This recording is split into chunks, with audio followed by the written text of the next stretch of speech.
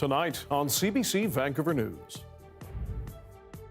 We've reached an agreement. The BC NDP and Greens hammer out a cooperation deal they say will help deliver more for you. There were some difficult conversations, some bumps in the road, but a generous amount of good faith and trust, and also some humor. But the opposition is skeptical. The Greens are not keen on cracking down on crime. Plus, Canadians are rightly fed up. after a month without mail, Ottawa is now stepping in to try to end the strike at Canada Post. And I really do feel like it catapulted my healing. a Grey Cup winning former BC Lion shares her journey as a transgender woman and is welcomed with cheers on the gridiron. This is CBC Vancouver News.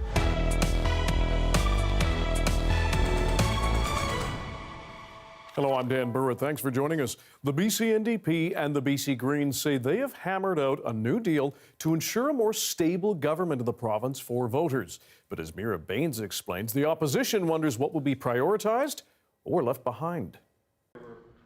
The two newly elected BC Green MLAs laid out the new cooperation agreement hammered out with the BC NDP. There were some difficult conversations, some bumps in the road, but a generous amount of good faith and trust, and also some humor. The 8-page agreement outlines specific details aimed at keeping the latter in power and moving forward on key Green Party initiatives. The agreement includes expanded public coverage for visits to psychologists, government investment in community health care centres, regional transit along the sea to sky, and a review of BC forest policy and Clean BC. The deal also ensures permanent protection for the Ferry Creek watershed. Old-growth harvesting has been deferred by the province, but the protection was set to expire next February. We've tried to be very specific to ensure that we actually fully understand what we're trying to achieve. Back in 2017, a deal made by then Premier John Horgan and Greens leader Andrew Weaver didn't focus on the same issues. This 4-year agreement will be reviewed regularly and is up for renewal each year. Do we add additional initiatives in 2026? How do we make sure that everything's working? And so that's a key difference. Attorney General and Deputy Premier Nikki Sharma helped broker the deal.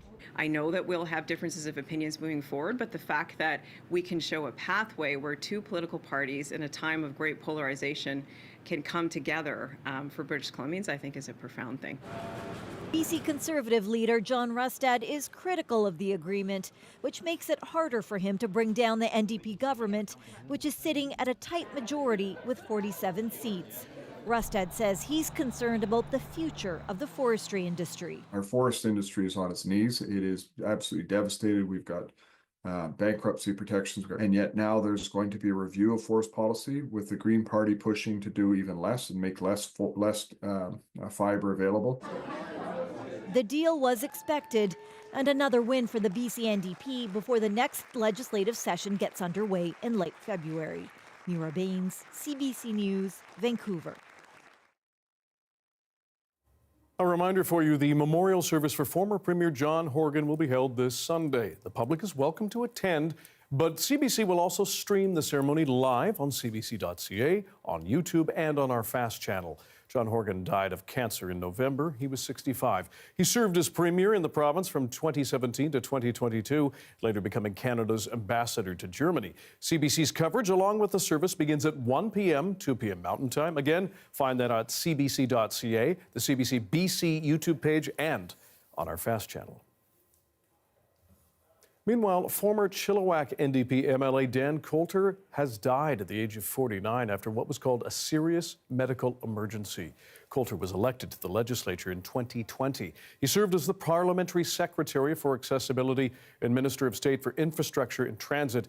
He lost his seat in the October election, was appointed as the next provincial director of the BC NDP. A public service is scheduled for January 11th in Chilliwack.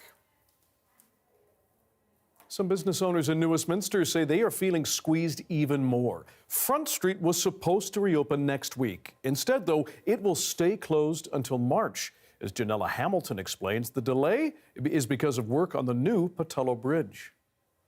The lively atmosphere at Georgie's local kitchen and bar, a lot quieter these days. It's, well, hard on all the servers and even the business itself. He says foot traffic has significantly declined since the start of the Patello Bridge replacement project, and even more so when a section of Front Street was shut down in June as part of the construction. I don't know, we all got bills to pay, and when there's no customers, you know, you're kind of scraping by, and even after COVID and all that, the industry's already taken a hit. The road was scheduled to reopen next week, but the province has now notified the city that the closure is being extended for at least another 3 months. Businesses plan ahead, and finding out about something a week before it was supposed to be put back in action is also very disappointing. The construction delays are not only impacting businesses along Front Street, but those in adjacent areas. You know, there is a little more congestion around those areas because of Front Street being closed.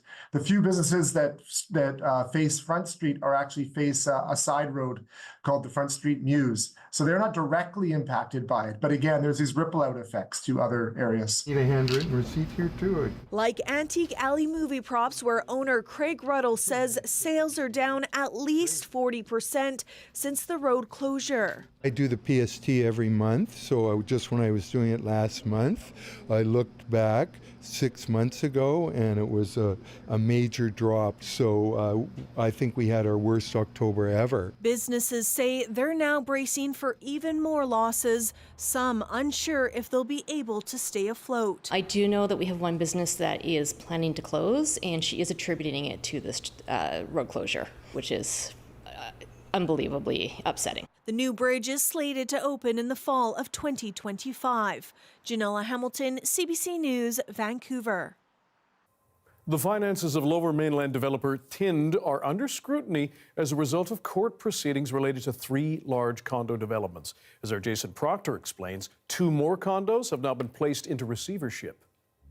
A judge has now placed 3 projects being developed by Thind Properties into receivership, which basically means an accounting firm is going to take over control of Surrey's District Northwest project, Burnaby's Highline condo tower, and Minaru Square in Richmond.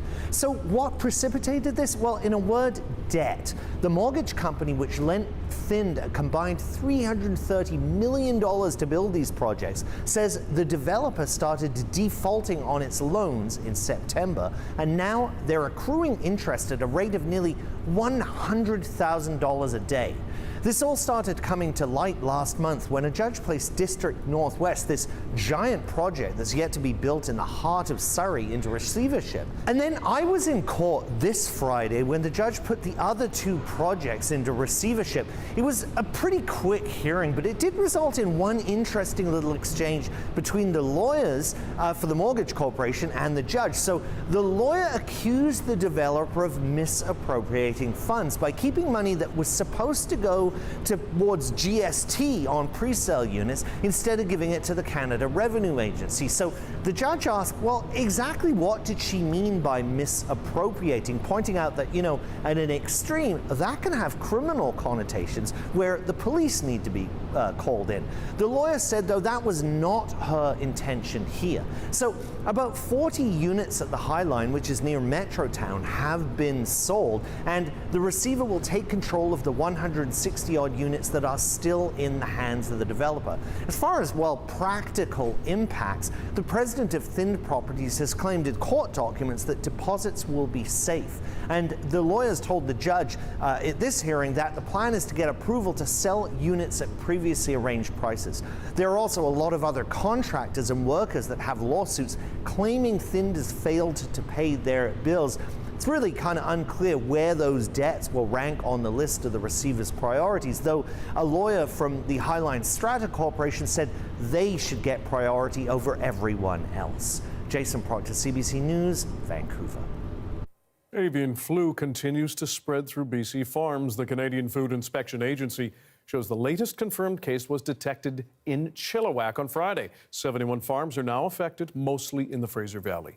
Cases started to rise in late October when 9 farms were detected. Another 46 were detected in November, and 12 cases have been detected so far this month. Despite the rising cases, one industry expert says there's no sign of any supply shortages.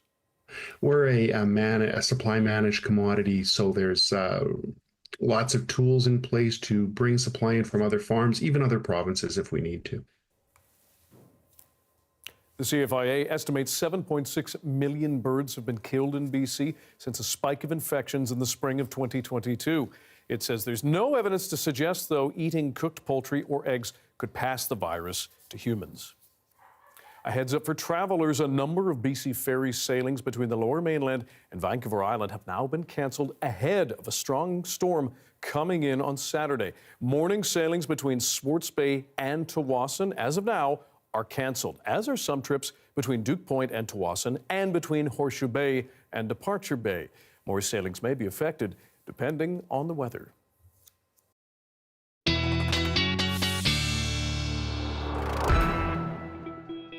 And let's go to that weather expert, Darius Madavi. What do we get ahead of the weekend, sir? You can see that storm system moving in here, Dan. It's a strong one. It's not going to be a repeat of the one we had in November, that severe windstorm with all those power outages, but we will still see power outages. I'd be very surprised if we didn't see them across parts of Vancouver Island. And the east coast of Vancouver Island will see similar winds to what they saw with that event. Other places, though, not quite getting as high as they were that time. You can see those winds, very high winds over 80, 100 kilometers per hour, gusting in some areas, especially exposed coastal areas, as we head into the next few hours, the next 24 hours or so, tapering off tomorrow evening for places like the Lower Mainland.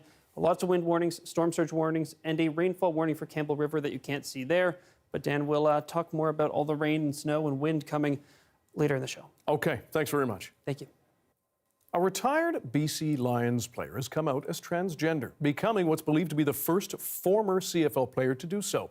Maven Maurer recently stepped onto the field at BC Place to be inducted into the Grey Cup Wall of Fame along with her former teammates. Michelle Gassoub has her story.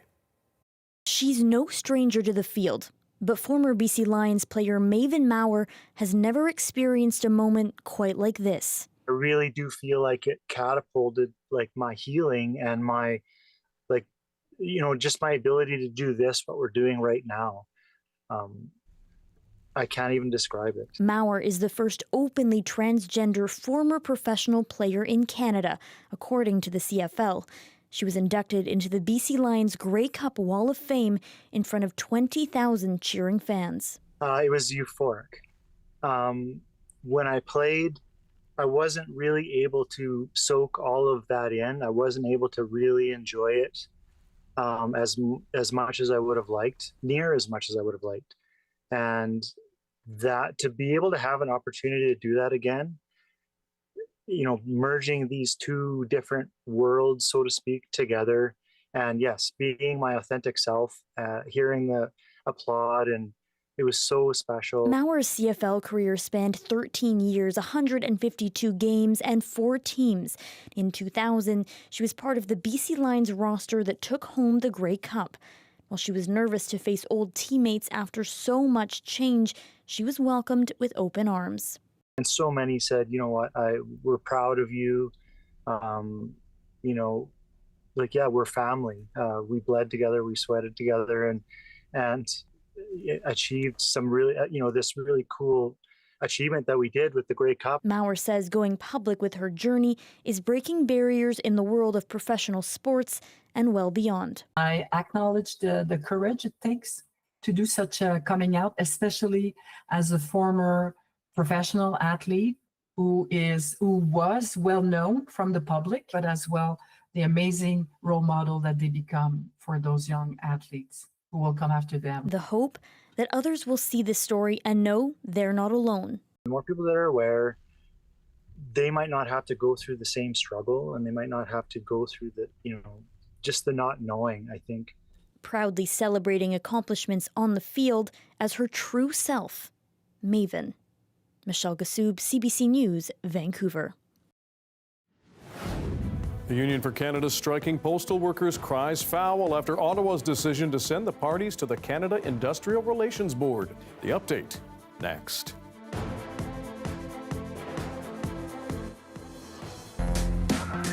This is Vancouver is a new CBC podcast where we explore the issues, the stories, and the people that make this place home. Listen to This is Vancouver wherever you get your podcasts.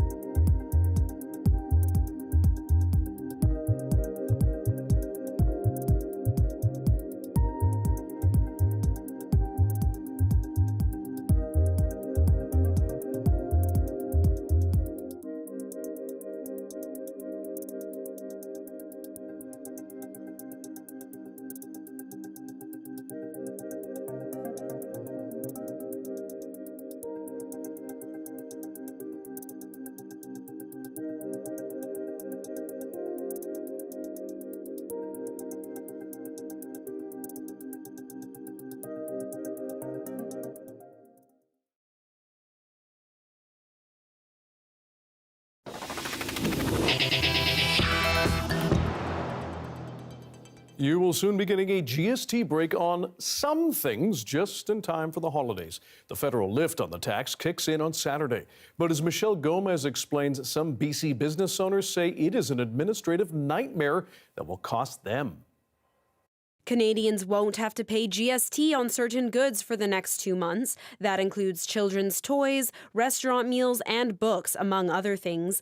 But for some BC businesses, it's a dread. Shouldn't, or no, clay counts, but these won't. I think anything that's a modeling compound counts. It's, like I said, it's very confusing. For Vanessa Gamble, who owns Tumbleweed Toys in Kamloops, the rules are very unclear. Some of her products are included in the tax break while others are not, and it's up to her to decipher which ones. It's become a little bit of a headache, or a lot of a headache, to try and manage that. Sales staff will have to manually remove GST for each qualifying item at the time of purchase, meaning even longer lines at the till during the holidays. I estimate that it's probably going to take 3 times as long to do a sale when we have to go into each individual item and change the tax. This caterer in Surrey has similar worries. I would describe this as an administrative nightmare. Just, again, having to go through our POS system, and it's going to take hours to go through everything. Wes Levesque says some customers who have prepaid for catering during the GST break have asked for the 5% back. He plans to reimburse them out of his own pocket. You know, we're loyal to our customers, and we don't want them to feel ripped off. And BC's Restaurant Association says it will cost some eateries thousands of dollars to implement the temporary change. On a $100 restaurant bill, you're saving about $5. So there's a bit of a question mark as, does all that effort, is going to amount to increased sales? That's yet to be seen. And British Columbians will still not save quite as much as in other provinces. While shoppers here will get the 5% GST break, those in provinces with blended or harmonized taxes will save between 13 and 15%. Michelle Gomez, CBC News, Vancouver. Federal intervention has now come in on the Canada Post workers' strike. Employees have not been ordered back on the job yet, but they could be very soon. More now from Marina von Stackelberg. Canadians are rightly fed up. Canada's Labour Minister is stepping in to end the 4-week-long Canada Post strike. Suffice to say that positions appeared to have hardened. It became very clear to me that we were in a total impasse. Stephen McKinnon will use Section 107 of the Canada Labour Code. It's the same way he's ended nearly every other major labour dispute this year. In this case, he'll ask the Canada Industrial Relations Board to decide if Canada Post and the union are far from reaching a deal. If there's no end in sight, the board will order them back to work. That could happen as early next week. In a statement, Canada Post says, "We look forward to welcoming our employees back to work and serving Canadians and customers. We will take all appropriate steps to support that process as quickly as possible." What they're doing here The union says the minister has done exactly what he said he wouldn't do by essentially forcing them back on the job. It's like a big bucket of water. He's making it so employers can bargain to an impasse and then expect some sort of law or some sort of intervention under 107 to go, hey, you don't have to give the workers anything, I'll take care of that.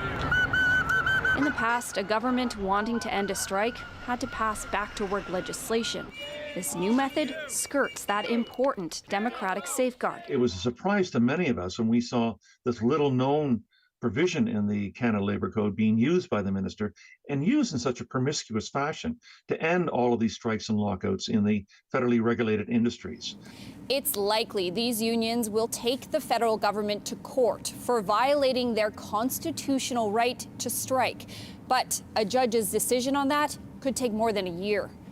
Marina von Stackelberg, CBC News, Ottawa. There's the day that was high up on Mount Washington on Vancouver Island, where the snow was falling hard, but some outdoor enthusiasts were having lovely walks along with some furry friends. Darius Madabi has your BC-wide forecast coming up.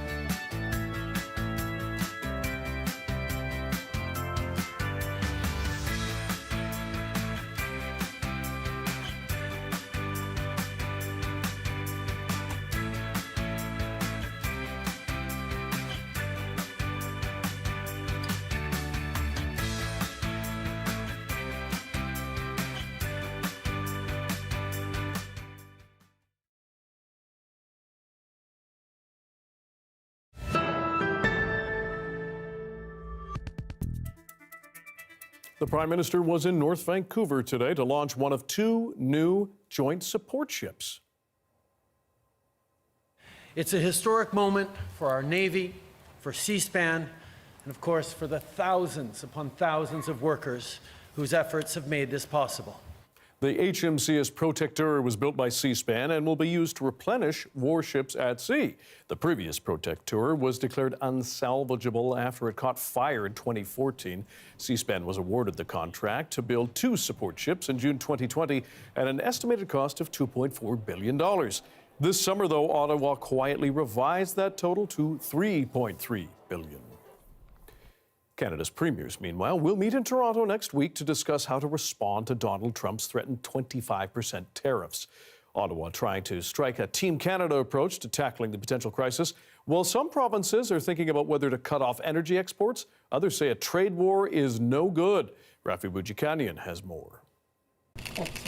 Just days away from a meeting with his Canadian counterparts, Doug Ford is showing no signs of backing down. We put a tariff on bourbon last time. LCBO is one of the largest purchasers of alcohol in the entire world. But I'd prefer not to do any of this. I'd prefer to make a deal with the energy that I mentioned the other day. That's another tool. But would I rather send them energy, sell them more energy? Absolutely. Cutting off electricity is something British Columbia is now considering too. British Columbia provides peak power support all the way down the west coast of the United States to Washington State, Oregon, and California. We sold $1 billion worth of electricity to those states last year. Washington State is asking EB to put the brakes on that idea. In a statement, it said it would hurt people in both jurisdictions to stop that trade. We share the concern about tariffs on electricity imports from Canada, in particular the costs that this would impose on Washington consumers and businesses. No one wins by turning our closest friends into enemies. We'll be announcing some pretty significant border security measures in the coming days. The federal government telegraphing it's doing anything it can to ward off a trade war, while insisting a unified approach by elected officials here is still what's happening off camera, despite the bluster by some in front of them. Premiers surprisingly answer questions from journalists when they're asked, and they don't all have the same views. That's as old as Confederation. But in the meetings I've been in and in my conversations with premiers, they recognize the importance of the country speaking with one voice. Another such meeting is around the corner this weekend, and then the government says it will begin to reveal its border plan in the fall economic statement on Monday, with more to come over the week as it starts getting ready to add hundreds of border officers on the ground next year. Rafi Boudjikanian on CBC News, Ottawa. Canada's largest airlines are defending why they charge customers for carry-on items. The CEOs of Air Canada, WestJet, Air Transit, and Porter appeared before a parliamentary committee. Sophia Harris explains why. The CEOs of Canada's major airlines in the hot seat, grilled by MPs about increasing airline fees. Check bag, $35 to $42. For advanced seating, $15 to $80. The executives were summoned to appear after Air Canada's announcement last week it will join WestJet and Porter Airlines in nixing free carry-on for lowest fare customers, forcing them to check for a fee, any bag that can't fit under the seat. With this additional fee that you'll be charging Canadian passengers, you expect increased revenues in surplus of your over $2 billion profits? Well, we also invest in a tremendous amount of money. All the profits we make, we reinvest. Yes. We reinvest in airplanes. The end of free carry-on for lowest cost fares has left some passengers frustrated. That's a bad thing, right? I don't really appreciate that. They're just trying to mint money out of everything. The prices, recently have just gone up so much, especially the price for bags. It's insane. But the airline CEOs argued charging extra fees means passengers only pay for the services they want, and that the costs airlines must pay to operate are the real culprits. If we really care about affordability in Canada, the main hurdle are the sky-high and off-the-chart high fees and charges that government-controlled entities charge airlines. It was a lot of puffing and puffing. This airline analyst says grilling airline CEOs likely won't lead to much change. The politicians have no power over the airlines in this one, and the airlines basically are saying, we're doing what the market wants. So leave us alone. The end result of the meeting? More meetings to come. Meanwhile, Air Canada's end to free carry-on for its cheapest tickets takes off on January 3rd. Sophia Harris, CBC News, Toronto. Big news for soccer fans here in BC and beyond. The owners of the Vancouver Whitecaps have announced they're looking to sell the team. The group says the decision comes after, quote, careful consideration of the club's journey and what is required to ensure its continued growth and success. The Whitecaps are currently owned by Greg Kerfoot, Steve Luzo, Jeff Mallett, and Steve Nash. They've asked Goldman Sachs to help with the sale. Now, for more on the plan to sell the Whitecaps, we're joined by club CEO and sporting director Axel Schuster. Axel, thanks for being here. First of all, can you explain more about why the owners want to sell the team now? Because they think it is the right momentum, and this is the right moment at all, because, it is something that happens naturally at some point. Ownership groups don't stay forever. And so they have been in this thought process since a while. And after a couple of months of thinking this through, they thought this is a good moment because the club is in a good moment. The club is at a good point. We had a record crowd last year, 7 in total in attendance in MLS. We are growing everywhere after we came out of COVID. And so they want to look for somebody who takes it from here, and they want to do this in a moment where it is also very attractive to do this. Now, we know in this city that when teams get sold, I'm thinking of the Vancouver Grizzlies, people get very nervous. Is it possible that new owners could move the club? Look, we are fully focused on finding the right owner who is committed, passionate, and who wants to take it into the next decade, because we think there is a lot of potential to grow in MLS at all, the fastest growing professional league in North America, in the Vancouver market with the World Cup coming for the Vancouver Whitecaps. I would like to go with the positive example of a ownership change, the Lions, where the club, it's fair to say, is in a better place than before since the ownership group changed. And that's what we're working on. And we're not in a rush. We will take the time to find this owner. How much of this do you think comes down to the fact, the potential sale, the fact that the team doesn't own the stadium it's playing in, BC Place, or the UBC Practice Centre? UBC Practice Center is actually an advantage, and FIFA has visited us several times. We will host the nations that are coming to Vancouver. We will host the Canadian national team during the time they will be in Vancouver. And the BC Place situation is actually an interesting one, because we have just started negotiations about a new lease after 15 years. This lease is up for renegotiation. And both parties totally agree that this lease is outdated and it doesn't fit to what the situation in the world looks like today. So there's also another upside. And all of that flew into the considerations of when is the right time to look into the market, to find somebody who sees all this upside, who sees this potential for growth, and to find the right one who takes it from here. Now, you talked about record attendance and all of that. Have the current owners been willing to spend the money necessary to have this team win a championship and become more successful? We haven't had a championship yet, at least on the MLS side. Look, that's obviously what I have heard from fans before, from people from the business community. And just recently, I was at a fan event where I got asked the same question. And today, the reactions were what I expected. It's also like, wow, if somebody comes in with the new energy, with a new commitment, that might help us also to push the club to a new high that we don't see for now in the actual scenario. We all want this club to do better every year. We all want to do the next step. We are ambitious. We put the bar high. And now we have another avenue. We have another potential to unlock where we can get additional new energy to do even better. Lastly, Axel, we appreciate your time. With the potential sale of the team, what does that do with your position with the club? I have several years of contract here, and I will lead this club throughout this whole process, and I will make sure that we will do very successful in this process, and we find the right ownership group for the future, and the club is set up right in the future. And at the same time, and that's an important message to all our supporters, This happens on the side. That doesn't impact our day-to-day business. We want to play a better season next year. We will bring in a new coach. We will bring in new players. And we will not take the foot from the gas. We will even be more committed to do better, to make this club as attractive as possible. And that goes also with success on the pitch. Axel Schuster, we appreciate your time. Thank you very much for joining us. Thank you for having me. In Syria, celebrations are underway as people revel in the collapse of the Assad regime. But the party comes amid a very uncertain future. More on that story next.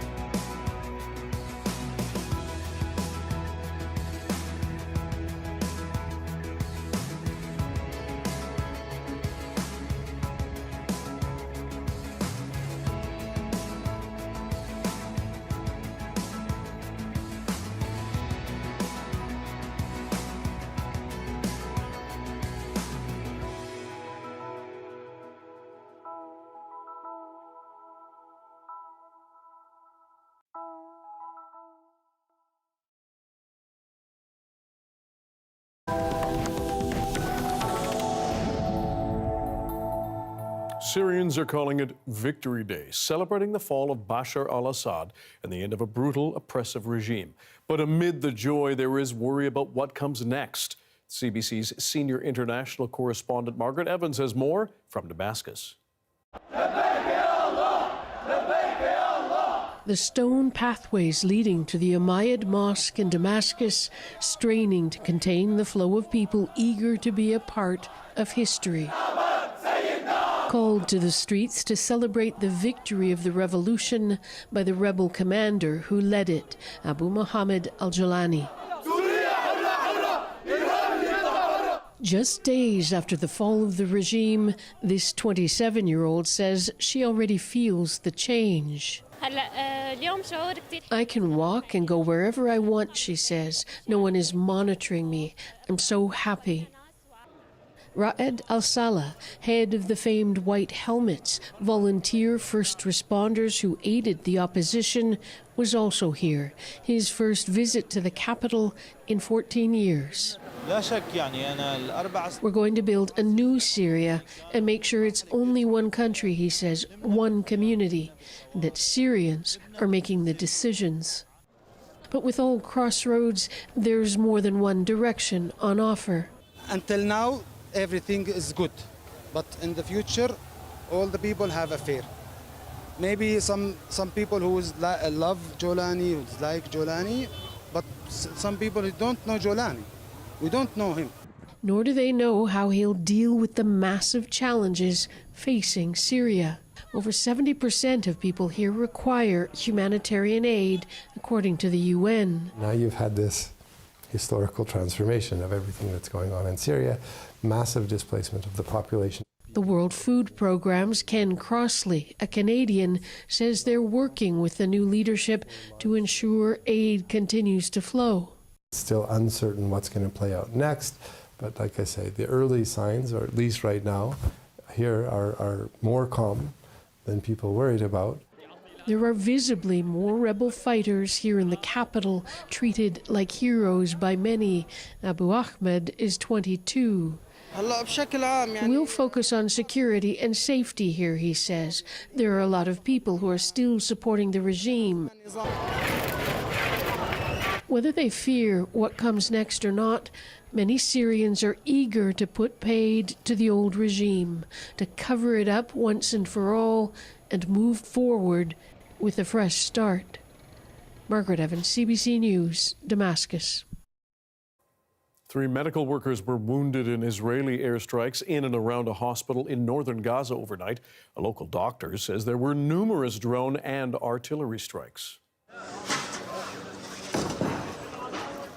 Local medics say an earlier Israeli airstrike on a post office killed 30 Palestinians who were sheltering there and wounded 50 more. Israel says it was targeting a senior Islamic Jihad member who has overseen strikes on Israeli civilians and troops. Ukraine's president issued yet another plea today for more Western military support. It's in response to a major Russian air assault that hit several cities. But it also came with potentially critical battles looming on either side of the border. More now from the CBC's Briar Stewart. Nearly 300 Russian drones and missiles sent some in Kyiv into a metro station to seek shelter. Every night there's an air alarm. My child is always scared, said this mother, who previously fled fighting in the south and is now living in Kyiv. This was the 12th attack this year on Ukraine's battered energy system, but caught up in it too, this home in western Ukraine, damaged by an explosion.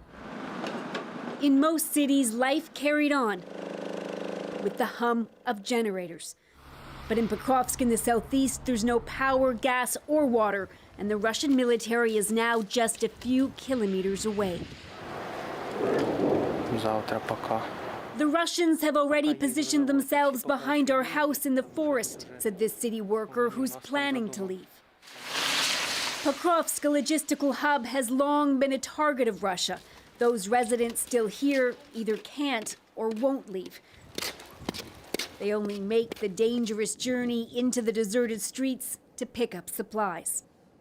Russian troops are advancing in the southeast and putting pressure on Ukraine in the north, in the Kursk region, where Kyiv still controls several hundred kilometers of Russian territory. We'll be here until the end. CBC News spoke to soldiers stationed in Kursk who asked only to be identified by their military call signs. It seems that the Russians are trying to quickly retake the Kursk region before Trump's inauguration, said this soldier, adding that Moscow thinks it will create an advantage when it comes to negotiations. But what kind of negotiations can there be, he said. Even if there was some kind of deal, he believes it would only be temporary. And that the war, which has been grinding on for nearly 3 years, would quickly flare up again. Briar Stewart, CBC News, London.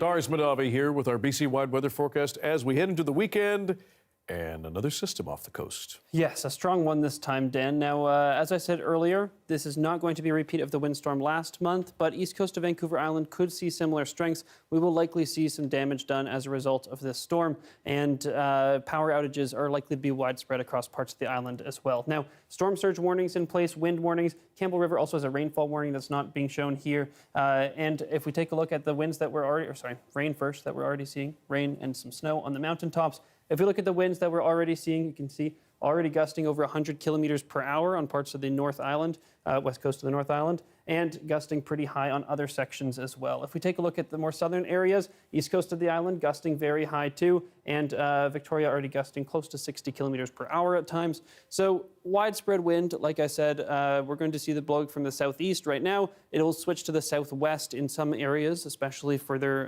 areas further east.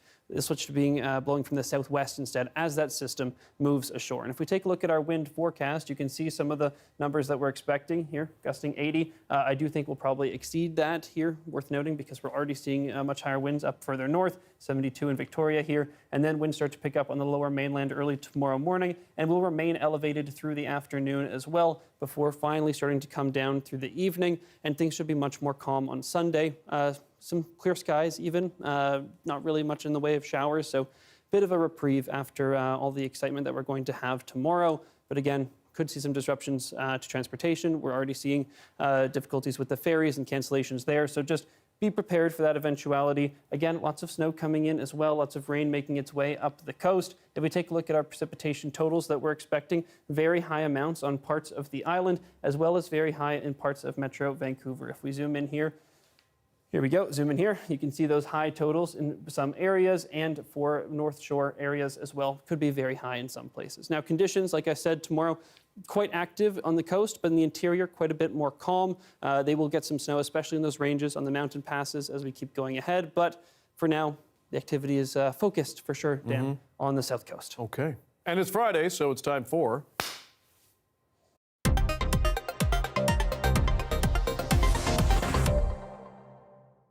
Fun Fact Friday, Darius. It's time to cast our necks and look, or crane our necks, I should say. Look at the night sky. First of all, why? What's happening? And will we see anything? Great questions, and I have so many things I want to say about this, so let's just jump right in. Take a look at this graphic. It shows you all the most important facts that you need to know. Meteor shower, this is the Geminids shower. It peaks tonight, but it has been happening since December 2nd. Will continue through Christmas Eve, so even though we're looking cloudy and stormy tonight, you'll still have a chance.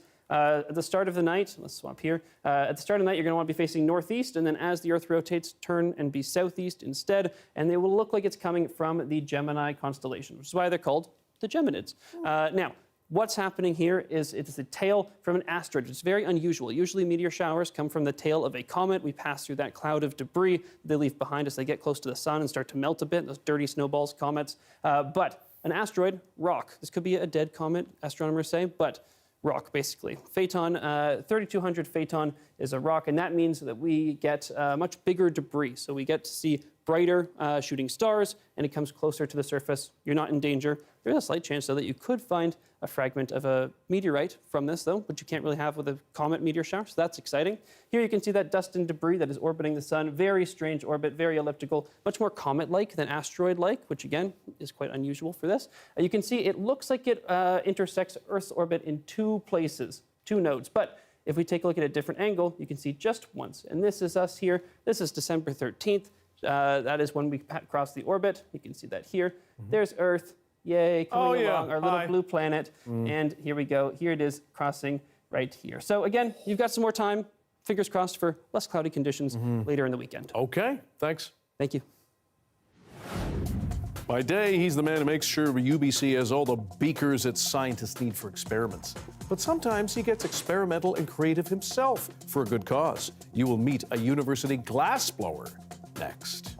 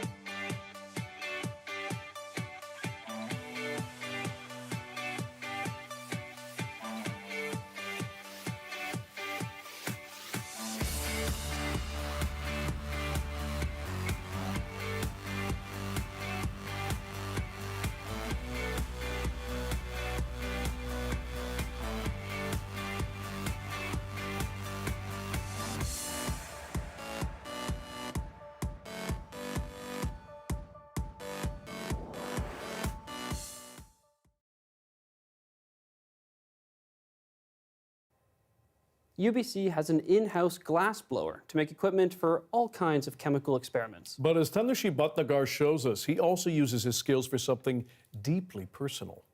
It's the best job on campus. Underneath UBC's chemistry building is a maze of labs. It's right here where Brian Ditchburn makes glass equipment. But it's more than just test tubes and flasks. He also makes and sells some very unique mugs. Ditchburn began crafting them more than 25 years ago, but it became more personal after his daughter died from an intractable seizure disorder. He first gifted the mugs to nurses at the BC Children's Hospital, where Kaylin was treated. I spent a lot of time at Children's trying to sort out where it was going. Now, 10 years after Kaylin's death, he donates the proceeds from those mugs to the hospital as a thank you. I collect the money and I say, what am I going to do with this money? Because I don't need it. So I thought Children's Hospital. To make a mug, Ditchburn takes a pre-made beaker, melts a glass handle, and attaches it to the surface. He then heats the whole thing to fuse it together. One beaker. And sells them for around $10. That's word of mouth. Grad students will come by and grab some, they'll tell someone else, and suddenly they'll be knocking on my door asking for them. Right? Now you have to cut that off. Ditchburn also offers glass ornament making workshops as a raffle prize.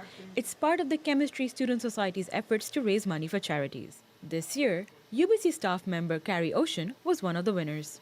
I've been able to make a lot of icicles for friends and family and started sharing them.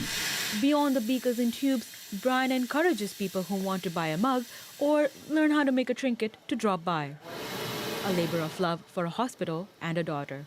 Supporting that facility is important because if you're in that boat and you don't have anybody to help you, that'd be horrible. Tanushi Bhatnagar, CBC News, Vancouver.